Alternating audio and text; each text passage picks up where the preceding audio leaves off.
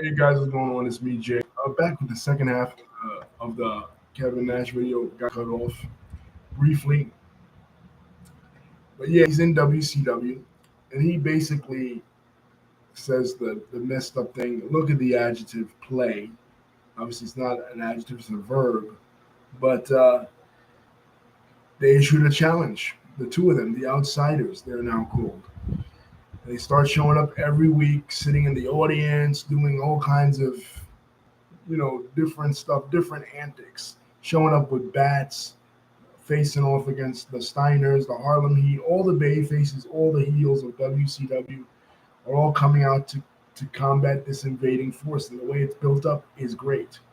So Bischoff tells them, listen, come to the Great American Bash and we will have the answer. And the answer, your answer, like, you're issuing a challenge, we'll have the answer. So they come to the Great American Bash to set a couple of things straight. Because again, he's still acting like Diesel, and Razor Ramon is still acting like Razor Ramon, and WWF legal department gets wind of this discrepancy. And what they do is they say you have to make a statement on live TV that you don't work for the WWF. Because again, we thought, all of us, that the NWO was an invasion from the WWF. And obviously it wasn't. I mean, obviously they were under contract at WCW, but that's something we all thought. So Bischoff asked him that question, and they say no. But yet you have Scott Hall still talking in his Scott Hall Cuban accent, fake Cuban accent, as the Razor Ramon character. So, but they say, who's the three guys? Who's the three guys? And he says, I'll tell you this coming Monday night on Nitro. And Scott Hall says, you don't jack us around. We don't jack you around. You don't jack us around. And he punches Eric Bischoff, and they jackknife powerbomb Eric Bischoff off the ramp through the table at the Great American Bash. This was something you never saw. I mean, early in the year in WWF, Vader had attacked Gorilla Monsoon, but generally speaking, people did not attack officials in wrestling at that time. So the match is set 2-on-3. They announced that Sting, Lex Luger, and Randy Savage are going to be the three representatives for the WCW, and Kevin Nash and Scott Hall. So they built this up great. Like I said, in the weeks preceding Bash at the Beach, they show all kinds of, they come through the crowd, they come through the audience, and the baby faces like the Steiner brothers, Sting, Luger, Arn Anderson, they all they're all banding together, to take on this outside force. So they show up to the match, and it's still 2-on-3. They haven't revealed who the third man is. Luger gets knocked out, so that evens up the odds with just Sting and Savage.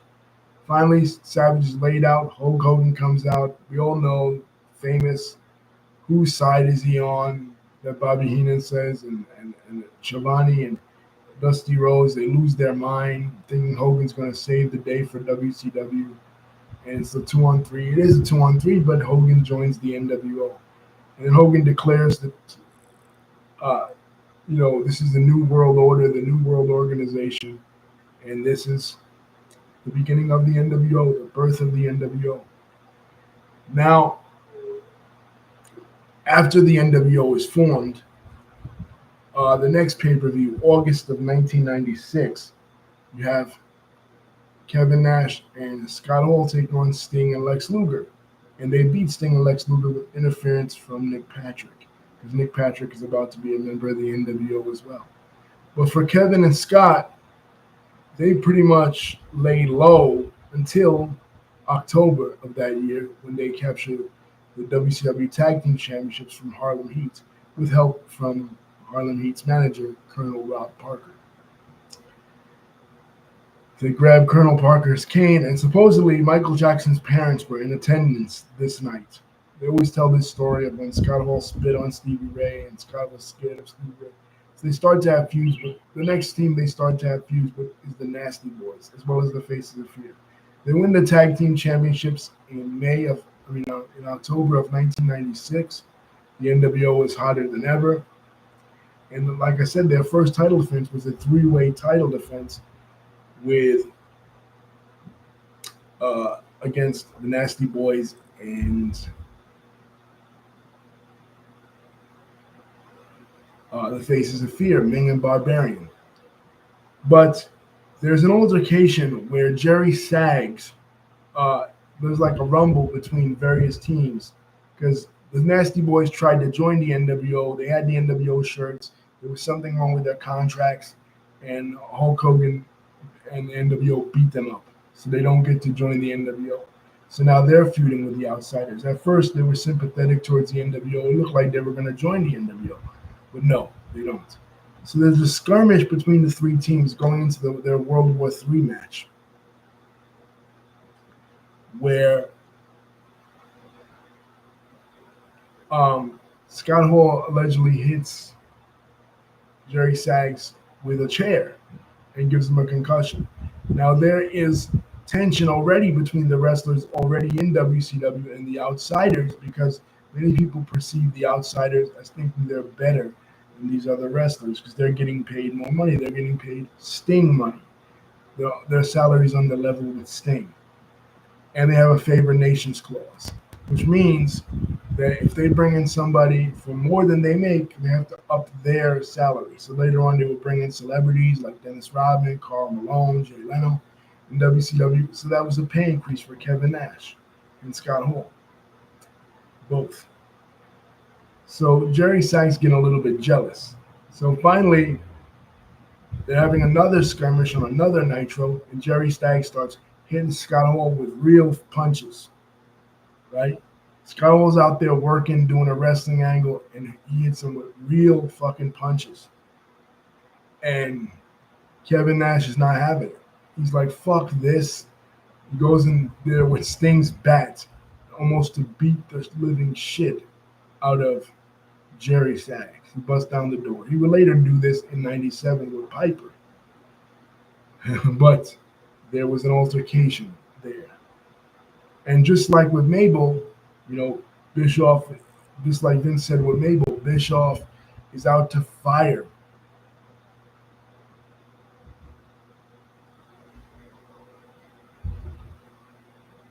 Jerry Sags for what he done. But they say no, he's got a family. You don't want to work with him anymore, but don't fire him again, like Nash said with Mabel. So by Starcade,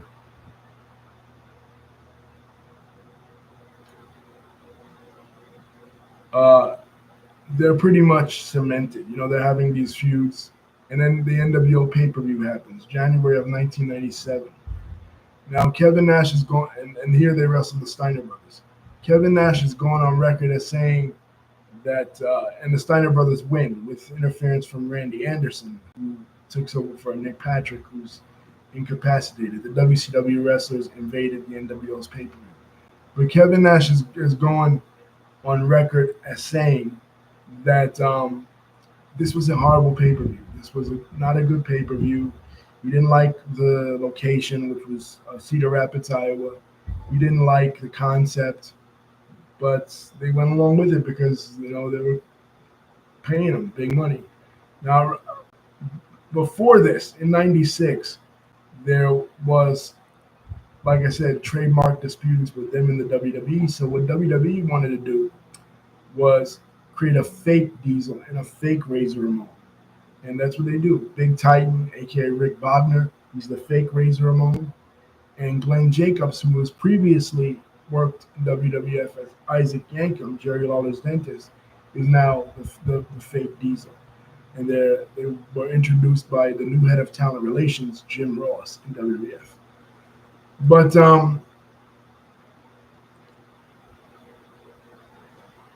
and WCW hears about this, and what WCW says is, look, they think that Kevin Nash and Scott Hall is going to double cross them and go back to WWF, so they up Kevin and Scott's money. So But that's in late '96. By '97, like I said, the NWO pay per view, Kevin didn't like it. He thought it was shitty. I thought it was shitty too, even though I bought it. You know, not that I don't want to see Hulk Hogan and the Giants, but just because I was a big NWO fan and wanted to see what their pay per view was going to look like. It wasn't good. You know, the only saving grace of it was Six versus Eddie Guerrero in a ladder match. So they continue to have matches with the Steiner brothers. The decision is reversed. Randy Anderson is fired on live TV, one of the funniest angles, and he's suffering from cancer. So his church group writes in protest. But they continue to feud with the Steiners, and then by Spring Stampede '97, there appears to be problems within the NWO because Kevin Nash turns on the NWO referee Nick Patrick and power bombs him. And like there's a split between Kevin Nash and Hulk Hogan. Now, this was a real life split. This wasn't a fake split. Later on in 1998, they would do the fake splits. But uh, since the Giant is no longer a member of the NWO, he's feuded with Kevin Nash throughout the year.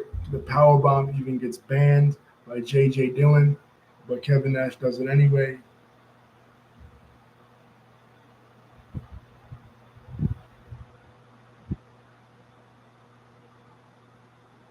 But that's 1998. Uh, for most of '97, Kevin Nash does really nothing other than tag team stuff. Like I said, May of 1997, he takes on him, Six, and Scott Hall. They form the Wolf Pack, like a group within a group within the NWO called the Wolf Pack,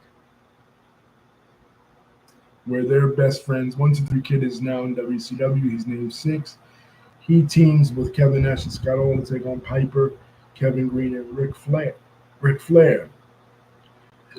Now, Piper doesn't want Six. He wants Hogan. He feels like Hogan's the money. He could draw the money. But they don't get Hogan. They get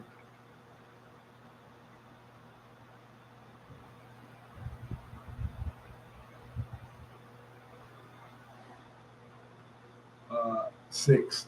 And it's a pretty good match. But it's not until 1998 that Kevin Nash really starts to shine, in my opinion, in WCW because the NWO splits up. The first defector is Macho Man. And initially, Kevin Nash in kayfabe is on Hulk Hogan's side. It's not until Spring Stampede 1998 where they have the bat match, where it's Roddy Piper and the Giant going against uh, Kevin Nash and Hulk Hogan, and for the possession of a bat on a pole match, and the winner gets the bat, gets to use the bat. Well, Hogan uses the bat on Roddy Piper, on the Giant, as well as Kevin Nash. So later on that night, when Randy Savage is wrestling Sting for the WCW title, Kevin Nash helps uh, Randy win.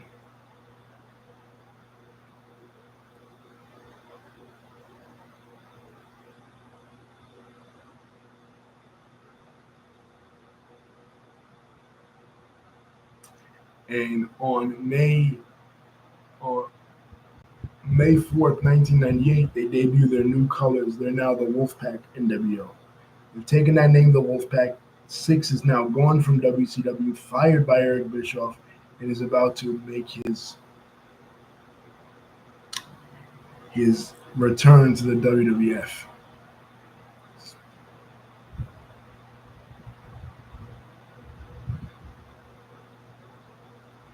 And that, of course, angers both Kevin Nash and Scott Hall. And in that promo the night after WrestleMania 14, he says Kevin Nash and Scott Hall will be standing right here with us if they wanted to be held hostage by World Championship Wrestling. Put that in your pipe and smoke it, Eric Bischoff. And basically, at this point, it was true. Because even though the NWO was a success, Hulk Hogan was trying to take all the credit for making the NWO a success and not Kevin Nash and Scott Hall. Now, by Slamboree of 98, but once they get in the Wolfpack, Wolfpack becomes popular. They start to add like Kurt Hennig, Conan, Rick Rude at first, right? But they turn heel and go back to Hogan's NWO. But NWO Wolfpack is the shit. It burns up the summer of 1998, and pretty much that and Goldberg is pretty much the only two things keeping WCW afloat at this point. But by the end of 1998, after like a massive streak, Goldberg, who debuted in late 1997, is won the U.S. Championship from Raven, and then finally the WCW title from Hulk Hogan in July of 1998. But it's Kevin Nash who breaks his streak. At Starrcade 1998, Kevin Nash wins the WCW title for the first time with a lot of interference. Throughout the year after Slamboree 98, him and Scott Hall split up, and him and Scott Hall were having this rivalry because Scott Hall joins NWO Hollywood. But nobody wanted to, at this point in 1998, 4 years after their initial encounter, nobody wanted to see them fight. I mean, nobody. So their match at Halloween Havoc 1998, plus they were doing this angle with Scott Hall where he would appear drunk, he would throw up on Virgil, he would throw up on Eric Bischoff. It was just stupid, and the match wasn't good. So by the end of 1998, they decide, you know what, Kevin Nash and Hall should be on the same side. And it is Scott Hall and the help of Scott Hall, Disco Inferno, and Bam Bam Bigelow, who oddly enough helps Kevin Nash.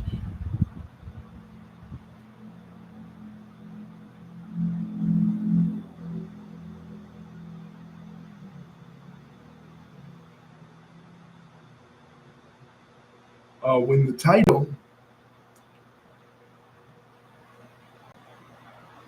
Kevin Nash becomes the WCW champion for the first time. Now, it wouldn't last because Hulk Hogan had to have the spotlight back, and the idea was they're going to reunite the original NWO. So, in the last Nitro of 1998, Kevin Nash lays down for Hulk Hogan after a finger poke.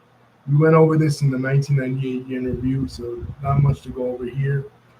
And then 1990. 9 rolls on, the NWO Elite, but it doesn't last long because pretty soon Hulk Hogan would turn babyface in the spring of March of 1999. He would turn back babyface, and after Spring Stampede, take a couple of months off until he comes back and starts feuding with Kevin Nash.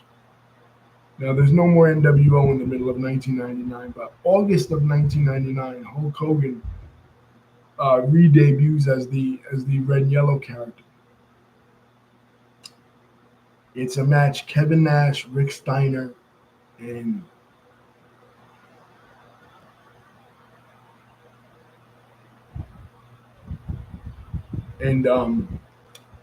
going against Sting, Goldberg, and Hulk Hogan. And Hulk Hogan comes out with the red and yellow music, leading up to a match with himself and Kevin Nash at Road Wild 1999, a career-ending match, which Kevin Nash loses. But don't worry, guys, he'll be back by October. Once again, he and Scott Hall showing up in the audience and stuff, and even helping Sid in his feud with Goldberg. But it's all a prelude to to Starrcade 1999. Goldberg and Bret Hart. On that Nitro, the last Nitro of 1999, once again, the NWO reunites. This time now, Vince Russo is in WCW, comes in October of 99. He's writing for WCW. He's trying to change things up, and he wants to give the NWO a new makeover. So that's basically what he does. He trims down the members to just Bret Hart, Kevin Nash, Scott Hall, and Jeff Jarrett. And that's the NWO Silver and Black. And that lasts for a little while, again, until Bret Hart is injured. Once Bret Hart is injured, Kevin Nash becomes like the commissioner of WCW, starts feuding with Terry Funk. They go in their own direction. 2000 and 2001, he does various things, teams with DDP in a tag team called the Insiders, feuds with Goldberg again. They do the Millionaires Club versus the New Blood, and of course Kevin Nash is in the Millionaires Club with the veterans. That's the whole of 2000 in WCW. Okay, 2001, we all know what happens. WCW goes out of business. Kevin Nash doesn't come for the invasion because he's part of the Time Warner contracts. WWE didn't get those. So they do the invasion angle, which of course we all know ends in Survivor Series 2001 with WCW WWF as victorious. So Shane McMahon and Stephanie McMahon sell their portion of WCW and ECW to Ric Flair. And then Ric Flair comes out the next night on Raw during a Kurt Angle and Vince McMahon interview and says he's the new owner of WCW. So this WWF co-owner. So this angers Vince. So he challenges Flair to a match at the Royal Rumble. You have the match at the Royal Rumble. Flair wins. So Flair is still a presence in the WWF. So Vince McMahon devises this idea that in order to get Ric Flair to relinquish control of the WWF, he is going to inject the WWF with a lethal dose of poison. And that lethal dose of poison is the NWO. So the NWO is coming to the WWF, which makes it full circle because originally they were pitched as guys from the WWF invading WCW. So No Way Out 2002, they have their confrontations with the two biggest stars of the WWF Attitude Era, Stone Cold Steve Austin and The Rock. The confrontation with The Rock is funny. Confrontation with Stone Cold Steve Austin is kind of funny. Now, Kevin Nash doesn't have a match on this show. This upcoming WrestleMania 18 in 2002, he's in Scott Hall's corner with his match against Stone Cold Steve Austin.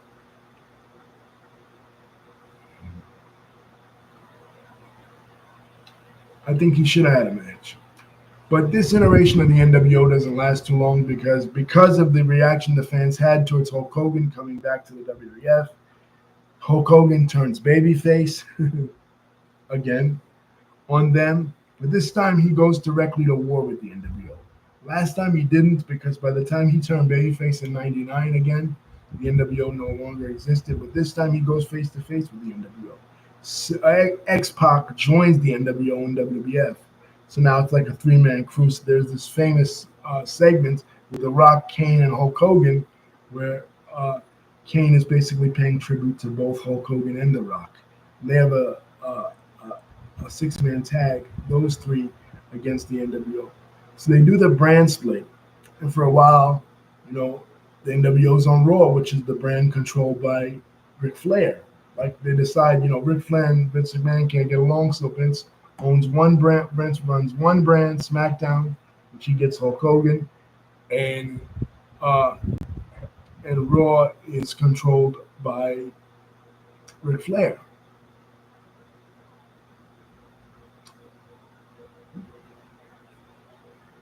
So Booker T joins the NWO. The Big Show joins the NWO by turning on Steve Austin. And even Ric Flair, for a time, ironically, considering he was the one trying to get rid of the NWO, even he joins the NWO unofficially for a little while. But it is an 8-man tag in which Kevin Nash tears his quad. Chris Jericho, Chris Benoit, and Eddie Guerrero are in it too. And this keeps him out of action for a very long time until the beginning of 1993, 2003.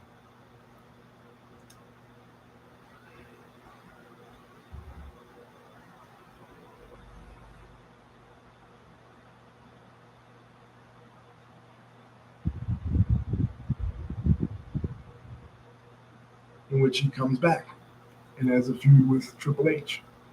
And that culminates in their Hell in a Cell match with Mick Foley as the referee at Bad Blood 2003. This show is Bad Blood 2003 is kind of slept on in a way.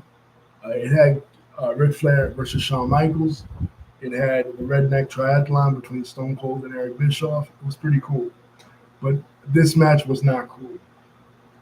Kevin Nash lasts until the summer. He has the Elimination Chamber match where it's him, Goldberg, Triple H, Randy Orton, Shawn Michaels, and Chris Jericho.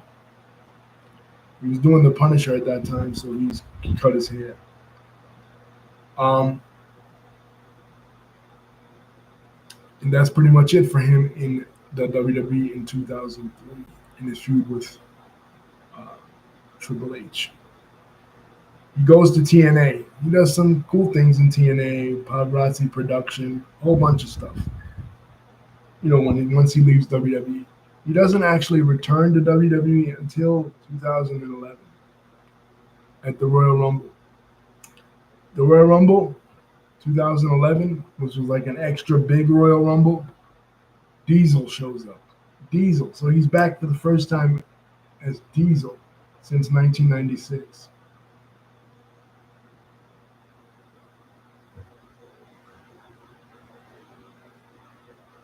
And then, of course, we know about the storyline, him coming,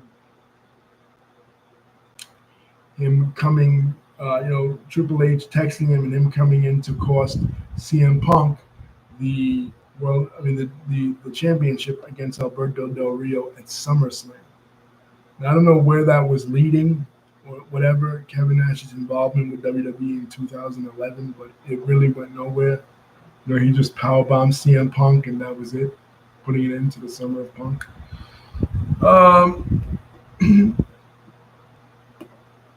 And that was pretty much it for him in WWE, save a couple of sporadic appearances, the 25th anniversary, the interference at WrestleMania 31, a whole bunch of stuff.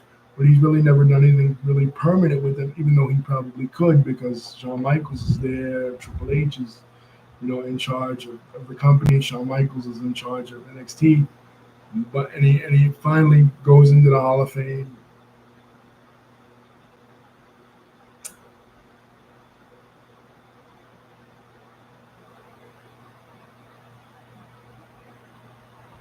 Both as a member of the NWO in 2021 and by himself.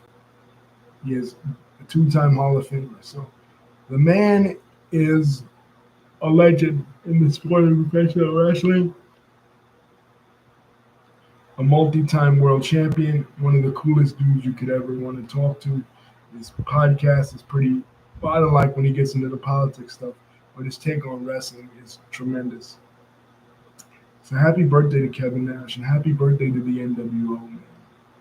Peace. Don't forget to like, comment, and subscribe. Thank you guys for contributing.